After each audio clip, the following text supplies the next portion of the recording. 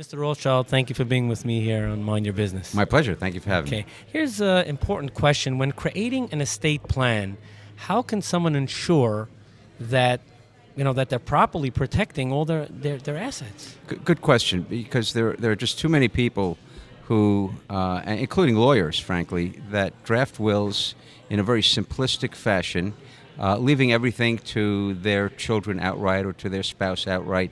And what that does is put it all at risk of creditors and divorce and potential litigation in the future.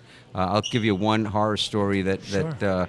And this is important, so it brings it home for the listeners. A number of years ago, a young man came to see me, and he had a $25 million personal guarantee on a bank debt.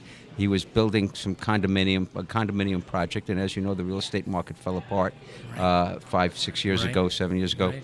And he was in default on the construction loan. He couldn't sell the condos, and the bank was going after him on his personal guarantee.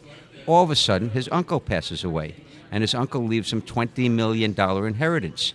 And he comes to see me and says, how could I protect this inheritance? And I said, unfortunately, your uncle's will said I leave everything to my nephew outright. It's yours, and there's no way that you can now... live money that will be can't grabbed. Transfer it now. The bank's going to take it, and you're out of luck. And that really drives the point home. You just don't know when you pass away.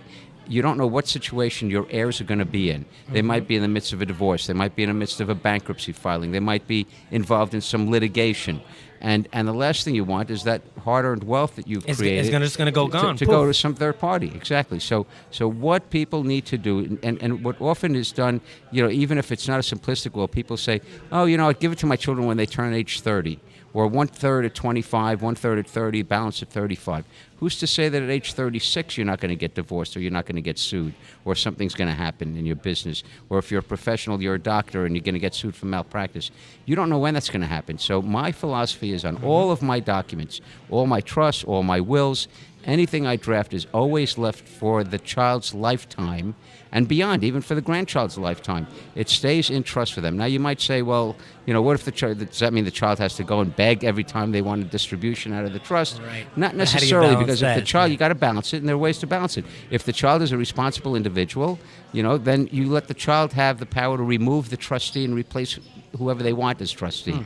So they can replace them with their best friend, and their best friend will give them whatever money they want. But if they're smart, they're not going to take the money out of the trust receptacle, because as long as it stays in trust, it's going to be protected from any creditors, divorce, etc.